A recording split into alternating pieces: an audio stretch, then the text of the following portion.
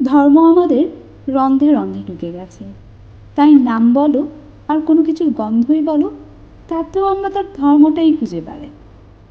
এই তো সেদিন একটা নাম শোনা মাত্র তার ধর্মটা কী হবে তাই নিয়ে চিন্তায় পড়ে গেলাম।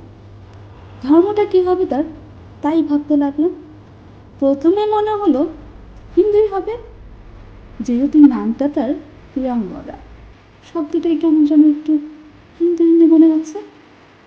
ধর্ম আমাদের রন্ধে রন্ধে ঢুকে গেছে, তাই শব্দের মাঝেও আমরা তার ধর্মটাই খুঁজে বেড়াই। নামের মধ্যে দিয়েও ধর্মে ধর্মে চালাই লড়াই। তবে কেন ভুলে যাই, নামটা মোর নয় কো আমাদের স্রষ্টার দেওয়া, নামটা আমাদেরই হয়তো নিজেদের কারো দেওয়া। কেউ বলো ভগবান তারে, কেউ বলো খোদা, যত নামেই ডাকো তারে, সে নয়তো কারো হতে জোড়া। তবে আমরা কেন যুদ্ধরত এই নামটি ঘিরে, সে তো সবার কাছে সমান প্রিয়।